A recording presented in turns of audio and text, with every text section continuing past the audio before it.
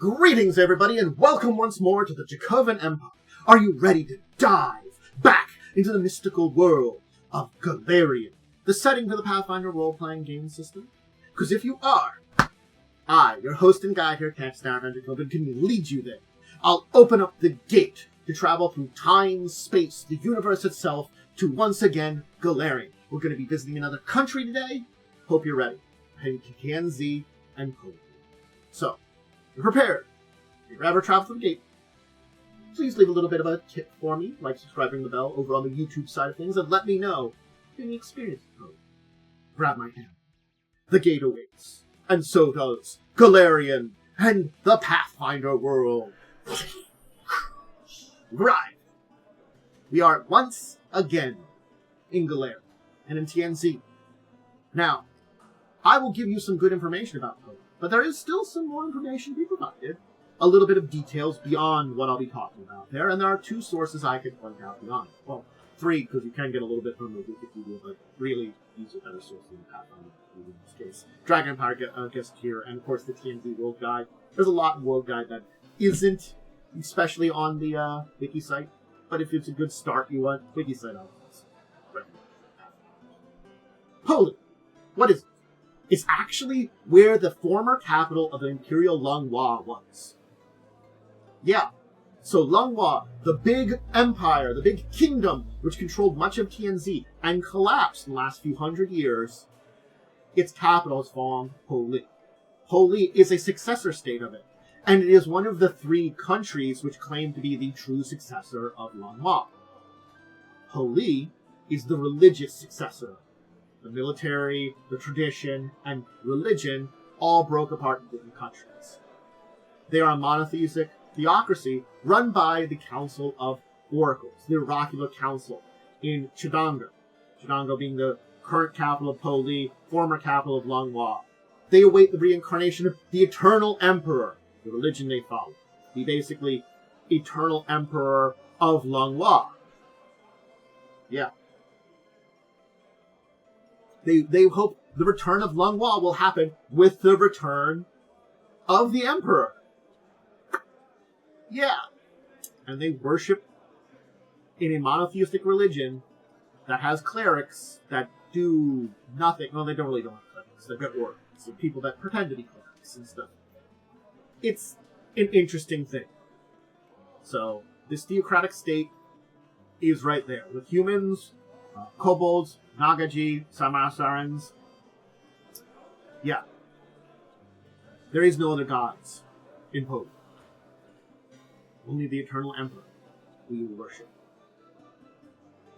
They're well known for their lore, their magic items, but they also produce a lot of things. Lumber, livestock, seafood, textiles, dyes, produce. They have good farmlands. And a lot of divine casters in the form of oracles who process a lot of materials and create a lot of magical gear and artifacts to help out. But we do have to kind of look at the history. And it's not a long history of Poli because, again, it's really successor of Lung Wa. And it's only been around for like about 100 years. This is a group looking for their emperor. And they've established themselves very strongly, and they have a cultural touchdown on those Lung Wa roots. So, yes. The worship and guidance of their leaders towards, of course, oracles, high-ranking politicians, seeing of the emperor, these are important things. Their legends tell that the emperor's sacrifice during the fall of Lung Wa prevented a greater catastrophe, and as reaffirmed by the Oracular Council. And the throne of the Emperor awaits their return. Always empty council readings, and that throne is always empty in council gatherings and meetings too. So the true Imperial heir has not been found. Of course, hopeful parents will show their children to the council. Oh, is it signs of divine miracle or miracles and divine signs within the kid? And the council investigates those claims, and they're not a reincarnation. But they find potential in a child. Some of the oracles may adopt them, raise them into adulthood amongst their ranks, training them in the path of numbers, we'll talk about, and the political ways of Poli. They even might become members of the council one day, or agents, or secret defenders of Poli and beyond. So yeah, maybe showing a kid to the council might not get them the next emperor, but they still might get a good position, or they might not. Ultimately, they act for the state, and further the oracle's agendas. The council's true interests remain mysterious, and connected to their prophecies, the Pathfinder. Religious iconology, talismans, and some tourism complex keep the coffers of Poli. And this also helps preserve its historical and religious sites. It's home to several religious sites and artifacts, some of which I'll talk about. There are things like the Emperor's Footprint, which we'll talk about in the Changliao jungle, or the statue of the Eternal Emperor that's being built still to this day in the heart of Zhangde. The council, of course, frowns on fake relics, which is a constant issue that they have to deal with. And over the years, the state has grown more and more isolated in comparison to its neighbors. So while it's been opening up as a tourist destination, the actual government is becoming more and more isolated. The state, if you will. Basically, they're part of a fractured empire, and their rivals are near them. So yeah, divine magic is revered in Poli, and you better worship the Eternal Emperor, or else. Especially in the Imperial City. But the people continue to live their relative lives that they did around the fall of Lung Wa. There hasn't been any changes. Political and religious ratifications may have changed. Some citizens basically kind of just are there, as they were. Citizens are welcoming, hospitable. Yeah. Visitors and pilgrims who fled there, the religious local experiences, glimpse into the past of the region. An infrastructure that has remained intact since Lung Wa's collapse. So yeah. So that's the kind of thing is, at most, a lot of Poli is a picture of Lung Wa. Interesting. Here's the nation. As you can see, half of it's a jungle. This is in Sienter Tianzi. The capital Chidango is sitting on the geographic center.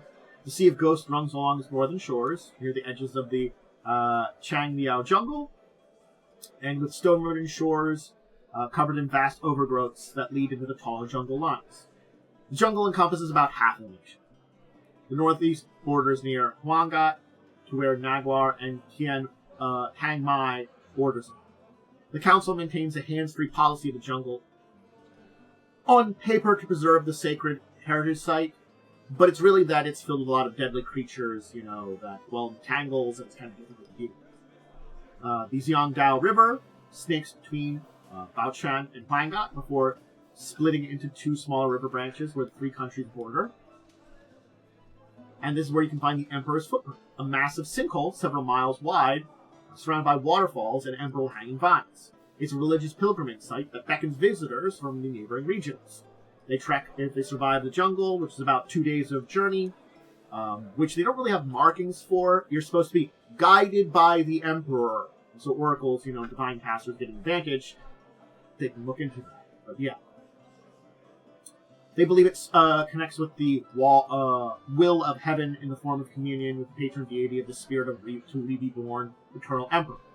And local legends will tell of a rare purple flower there that can do all kinds of magical things, from resurrecting the dead to basically removing sickness. It just depends on your story. But it's supposed to bloom every 144 years. The rest of the country is the Polian Plains, which has a lot of crops and fertile, where a lot of crops come. It's got a lot of fertile soil. They have ample rainstorms during the warmer months due to its high humidity, and it can experience some frigid winters. During the warmer, rainier months, the plains are partially flooded in some areas to allow for rice. Hey! As you approach the former imperial capital, the roads lead from various hamlets, far places where food supply steadily moves around. Got a lot of good food, got a lot of material moving around there. And the stability of this region has been an important part of that. they still are, of course, in their rivalries with the two other successor states, Quain to the west and Lingshan in the north, and their bitter rivalries between the three of them, each being the true successor to Lung Wa in different ways. The Oracular Council knows that those other factions were resentful that they got to get Chidanga, and that they have the legacy of the Eternal Emperor. Yes. Let's talk about those cities. So, Chidanga, it's the Imperial City, former capital of Lung Wa, now the currently capital of Po Li. The Oracular Council proceeds over here in daily operations and bureaucracy. It's got its giant Eternal Emperor statue that's being built. It's got the Dragon Throne. A lot of great stuff there. The big statue has been under construction for more than 300 years. And has been getting bigger. It's still under construction. Every generation of builders and engineers and sculptors continues its build. The main figure is made of polished metal, supported by stone and wood. Interior beams, large marble columns sit at the structure's base with carved epitaphs of the Emperor's many incarnations, with an incomplete face at the end. Basically, in the recent decades, locals basically say that the Emperor will only truly reincarnate once the face on the statue is completed. The five-dragon throne is also here. A seat made of jade, ivory, chalcedony, lapis lazuli, and malachite. It's carved to resemble dragons, and it's in a large meeting room in the central palace. Many speculate the throne possesses some dormant magic that anyone that's able to sit on it will do, but you don't do that, basically, because of the artifact's protector, the sky dragon Shenra, who lies above Chidango behind billowing clouds and acts as a protector of the imperial throne. So yeah, yes, it's got some latent magic you can get, but if you go sit there, the sky dragon will kind of not be liking about that. So unworthy and false emperors will get the dragon's wrath. The Oracular Council tried to install a puppet emperor at one point in time, and they got nuked from the sky. Beams of lightning and light just reduced the person to ash, and then they were like, well, you know, that didn't work. Okay. Other cities. Toto is the Lightened City. It is in the southwest of the nation, borders near the Nagajord border, atop a plateau separated by 3 zones, similar to the city. While Chidango is the bureaucratic center, Toto is the historic and educational center of the nation. It has several ornate golden libraries, as sacred archives, and contains racks of prophecies and writings from previous high-ranking oracles, accompanied by an enormous observatory. It's a big place. You can find out a lot of information and check out all the local libraries. 2 other cities that we can mention that we know by name, but we know a lot of information on Jitai, in the heartland of that area, which is a large city. And of course, Yumming. I like that name, Yumming. And it's a metropolis, also in that region. We got 2 of the main places by name, and a little bit of information about them, 2 that you kind of know by name. Not as much information on the cities. You know, always go and visit the Emperor's Footprint, very big important place in the entire region.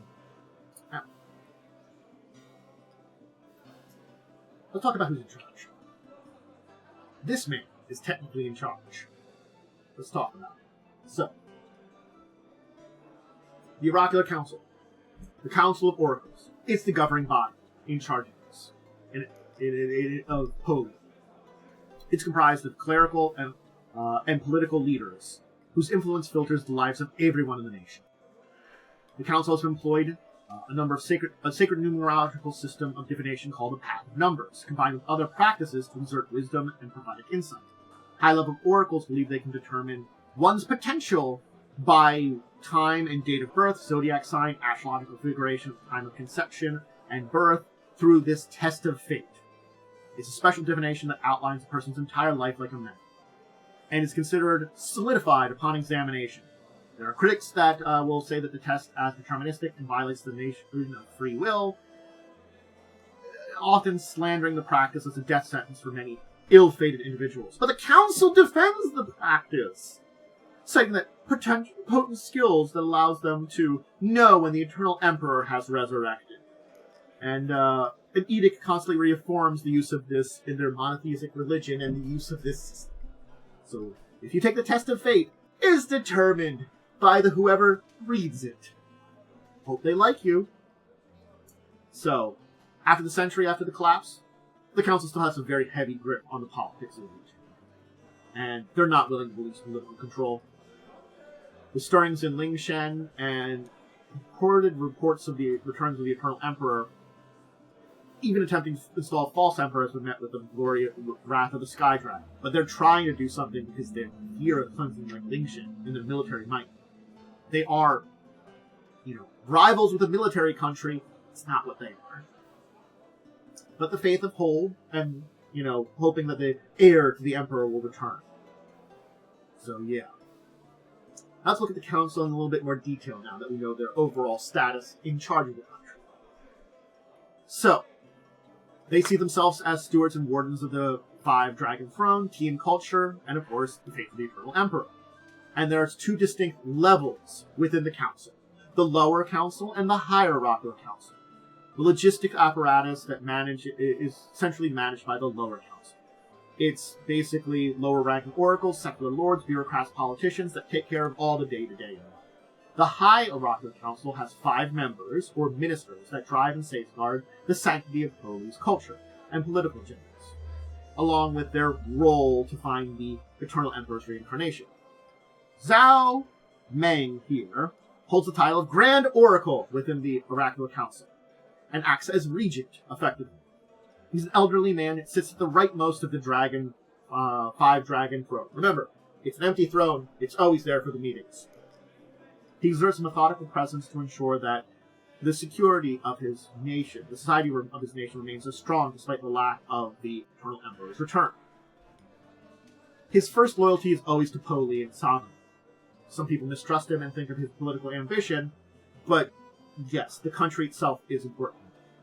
Behind him is the Minister of Internal Affairs, who ranks second in authority. That honor and distinction currently belongs to, I'm going to butcher these names, I hope I don't, Zhang Xuanyi.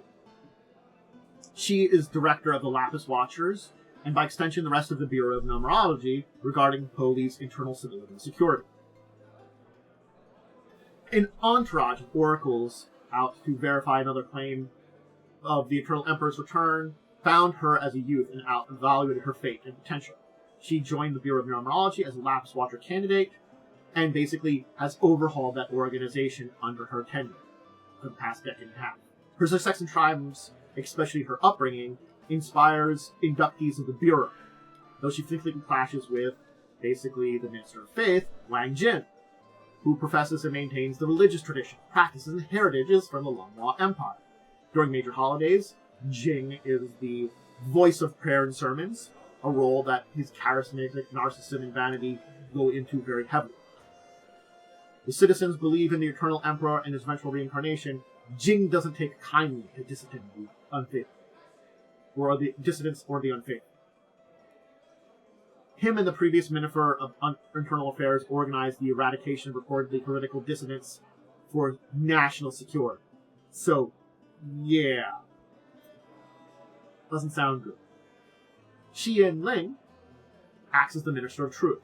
She presides over the education and historical preservation. With a steady arrival of pilgrims and tourists, she ensures the authenticity of religious and historical iconographies. She's the one that's fighting the forgeries that have been plaguing the country, getting the regulators out there.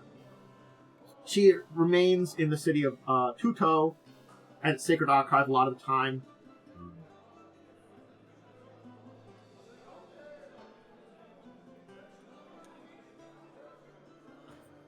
Anyway, her chief priority remains this. And then we have Ouyang Fong, who's the overseer of the 100 of written prophecies and mysteries connected to the Path of Numbers, which are stored in Toto's archives, left by ancestral Lung Wa seers and soothsayers. Unabashful in her faith and devotees, Fong is preoccupied with deciphering the divine mysteries to find where the next reincarnation will be. So, Ling and Fong are the 2 council members which tend to not show up for a lot of meetings, off on their own pursuits, unless Zhao Meng basically, you gotta show up here for the meeting. It's important. The Bureau of Numerology is the other part of the government we have to talk about here before we're done talking about the government, because it's the heart of the Araco Council's influence and the political power they have. It's a set of special operatives, seers, and agents tasked with protecting Poli and its sovereignty from external and internal threats. There are 5 distinct branches, named after the gemstones or materials found in the 5 Dragon Throne. The Lapis Watchers answer only to the High Oracular Council and handle internal strife. The Chalcedony Syndicate are state-recognized oracles, many found by other oracles based on latent potentials. They administer tests of fate for families, connect with ancestral spirits, and provide religious services. The Ivory Guard are the common law enforcement and magisters for vigilance, outposts, and townships, typically trained to handle local disputes and inquiries. The Malachite Battalion is the standing army. It's the military force. It's a lot smaller than many other TN nations, but it's part of upholding a nation's sovereignty is having a military force, especially after Lung Wa's collapse. So the Malachite Battalion existed. And the Jade Warriors are elite guards, actually, from the Imperial era, dedicated to protecting the city of Chidango, and are outside even the Oracular's Council authority. The Eternal Emperor founded them 300 years ago, and they only answer to the Eternal Emperor. Membership for them is based on individual evaluation, and selected are lifetime commitments upon induction. So the Jade Warriors, meet them, they are serious, they are all about the Eternal Emperor, and the sovereignty of Chidango. The Oracular Council go, give it all mouse nuts. Alright, now, let's talk about the people of Poli. Let's start by talking about a general, what happens in the course of their day and their year. Because they really haven't been affected by Lung Wa's collapse in a lot of ways. There are certain amenities that don't exist anymore. Lung Wa was a much bigger nation with a lot more connections. But they have fertile farmlands that, have great agriculture and harvest, and a lot of materials that they can get. Your average commoner outside Chidango rises about an hour before dawn, tends to their livestock.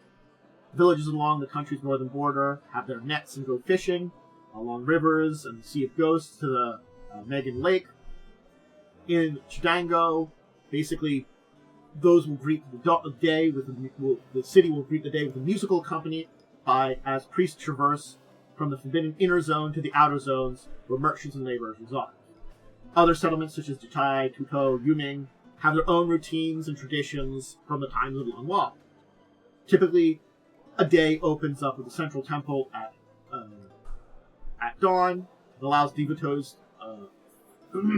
followers of the Eternal Emperor to place offerings. Tuto is actually a little quieter than most of them, with museums, shrines, and galleries, lighting candles, burning incense, welcoming guests to learn. So fishers are out, and many of them come back, before morning prayer, actually. So they'll go out early, the fishermen, get their catches, and come back and lay their nets. At midday, a prayer to the Eternal Emperor is basically ushered in Chidango, with a resounding bell that can be heard across the plains. As a sign of respect, laborers must cease all work to allow anyone to pray. Afterwards, everybody in Chidango is encouraged to spend up to 2 hours resting, including a meal, and frequency enjoying a nap. In other cities, it's uncommon for family members to return home during the midday prayer to share a meal, and in smaller settlements, enjoy communal luncheons. After another bell, across Poli, the remainder of the workday commences until dusk. Farmer and laborers in the plains retreat to their homes, enjoy evening meals. Children spend about half their day in vocational school, learning skills and trades, and the other half in spiritual classes, learning about the Eternal Emperor and his faith. Aspiring oracles and investigators follow their own strict routines on the course of the day, learning about stuff. In the evening hours, families gather together for meals, pray to the Eternal Emperor's swift return. Evening bells are cherished time, and a sacred custom to reinforce familiar bonds, ties with neighbors, and especially in smaller villages outside the big cities. In Chidango, dozens of large lanterns float around, illuminating the Eternal Emperor's towering statue above the city walls. And in late evening hours, draw closed, the citizens enjoy the final meditations, seeking spiritual strength from the Eternal Emperor for the next day. There are some religious holidays that we can talk about, which are important to the culture. Of course, New Year is a big one for them. There's religious parades to honor the Eternal Emperor in Chidanga, and practices in larger settlements during this time. Smaller villages perform dances and shorter parades. Icons and effigies of the Eternal Emperor are typically seen in abundance in shops and heroes. Paper talismans and incense. Hopes of the Eternal Emperor's wandering spirit will come back to the world again. Offering foods are placed at temples. Families are encouraged to spend time together in their homes for at least 2 days during the New Year, starting with a mild fasting the day prior. Days prior as a symbol of purging the troubles that all spirits from the previous year, and reinforcing prayers and meditations. A large feast or banquet is prepared to be shared the following day to celebrate and welcome the new year. These celebrations typically happen alongside the first crops being planted, when the late spring and summer months begin to rain, and irrigation systems are started throughout the place. At the end of spring is the Festival of Fireflies, celebrating birth, death, and rebirth of all the previous Eternal Emperors. Go, Eternal Emperor! Families also respect ancestor spirits during this time, so it's not just the Eternal Emperor, but it's a moment of contemplation and reverence of divine wisdom of the Tian Shun, the Eternal Emperor. Those places that sit along coastlines will have paper lanterns that they'll release on lakes and rivers. Inland settlements release lanterns into the air. They're meant to go hide and ghost wander distant spirits back to eternal rest while acting as a beacon for the soon-to-be reborn Eternal Emperor, coming back to the lands. The Festival of Heaven's Tears, or Festival of Rains, marks a 3-week celebration where farms and agriculture at the end of summer. At the same time, oracles and acolytes retreat to meditative and contemplation during this time. Oracles travel from conflicts to smaller settlements to predict rainstorms, optimal harvest, something that they've been doing since the days of the Ancient Empire. In the streets of Chidango, operas and shows are held to highlight the legacy of Poland, and stories that oftentimes feature the Eternal Emperor. Go, Eternal Emperor! Yeah.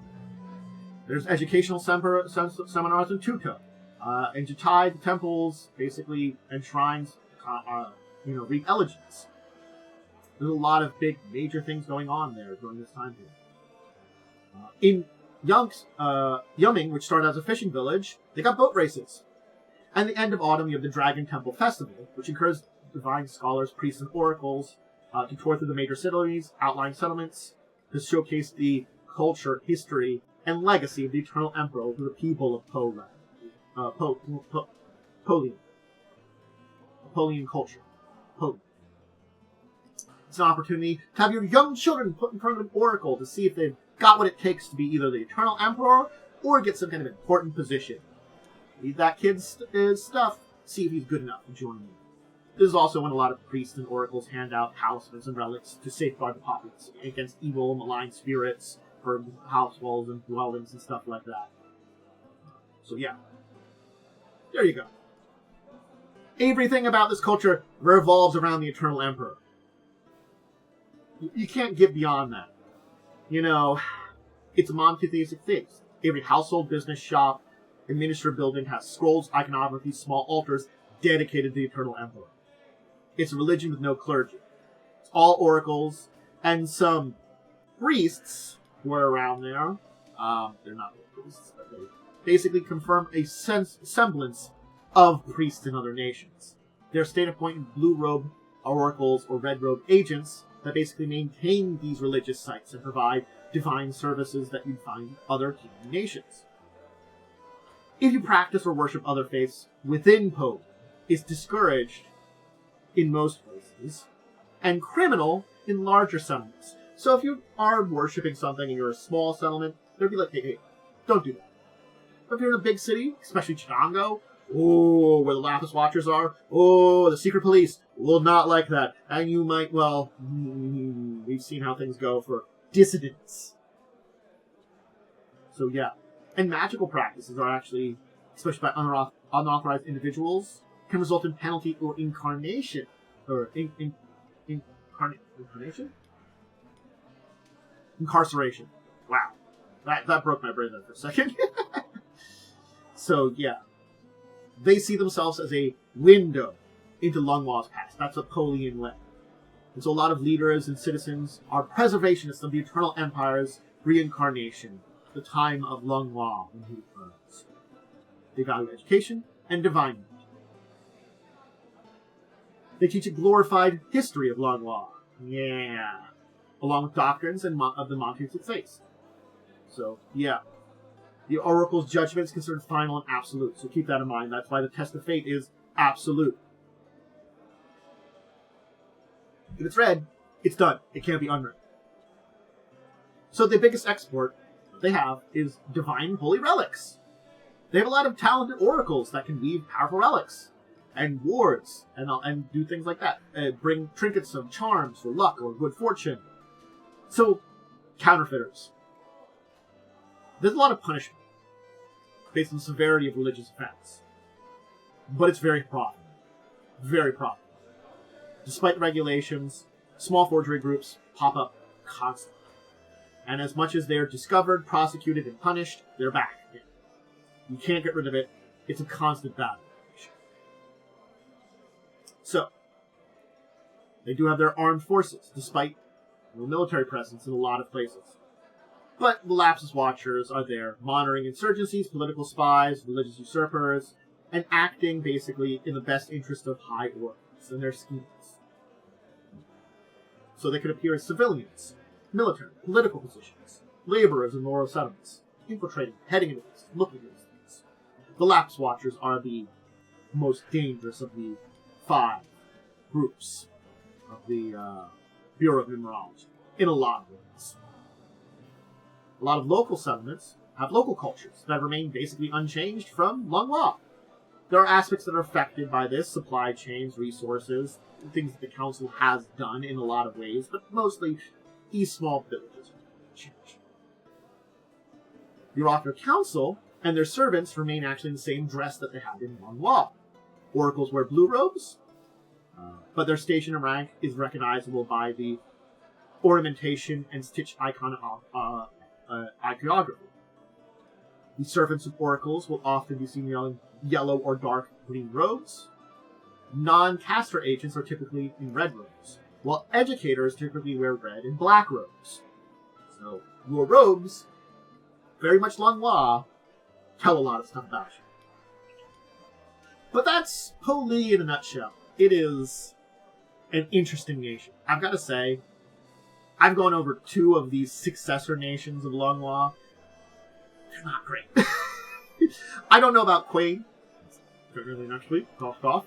But, you know, Lung Wa was not a great place. Its successors are doing a good job of taking the worst aspects of each of them and exemplifying it. Is Poli a terrible place to live? No, technically it's not. Neither is Lingshan. They're not great places overall, but they're not terrible places either. There's a lot of problems that they have. It's a monotheistic place. You've got to worship the Eternal Emperor. If you don't, you're going to be in trouble, and you better stick within their thing. And if you get your fate read, it's set in stone. No matter what. You've got no free will. There's definitely some things that would be desired in this nation, certainly. But Poli remains strong in a lot of ways. Maybe not as strong as some of the other successors, in certain ways. Certainly the military of Lingshan is a threat to them. But having the throne, the old capital, a sky dragon behind them, some powerful warriors that have been protecting that throne, certainly puts a damper on anybody that wants to mess with them. And they have that power and worship of the Eternal Emperor that remains a strong thing in their eyes and definitely puts forth their strength in a lot of ways. Poli is an interesting nation with a god that's not a god that they worship. A idea of a powerful emperor that would reincarnate. That's what they believe in. We can't even say if the old emperors were even reincarnations of each other. I can't say. But certainly speaking, they believe it, and they believe the Eternal Emperor will return and reclaim Lung Wa. Who knows? It's a thing for the future. That'll be it for today. And I hope you did enjoy learning all about them. They were an interesting one to discuss because they are a unique nation in many ways. I'm not going to lie. A weird worshipping religious place that puts forth a not God as a god is very interesting in a lot of ways. I find it fascinating. Certainly speaking, they have some issues with their nation caused by them, but still interesting, and I hope you did enjoy learning. Check out more of my stuff. I do a bunch of it. That's either over on my Twitch side or my YouTube side. Both are a great place to go check out things and check in with all my stuff. If you're going over on the Twitch side, that's going to be my streaming, where I do gaming, like variety gaming. I do all my tabletop recordings. I'm discussing tabletop Saturdays at 6. We'll talk about news of the week and some really good, deeper topics in the tabletop world. And I do some gaming with friends and stuff like that. And live plays of TTRPGs. Stuff new one coming up soon. I also have the YouTube side where all my tabletop stuff comes up. If you want to check out all my schedules there and updates to it, check out the social media. In order of how much I use it, Discord's first, followed by Blue Sky, Twitter/X, and of course, I do put some stuff over on the community discussion page on the page. That's all my place for cat picks, life updates, schedule updates, all the things going on, keeping apprised of situations, when I'm going live, all that kind of stuff. So, a lot of information. Alright, everybody. I think I'm going to go. It's that time. It's time to pop off, get going, head out, and I'm going to say to all of you out there, thank you for joining me again. I hope you enjoyed learning about the Poli, and until the next time we dive into somewhere else in Golarion, another country in TNZ, something else in another role-playing game, I bid all of you out there adieu, and one. Farewell.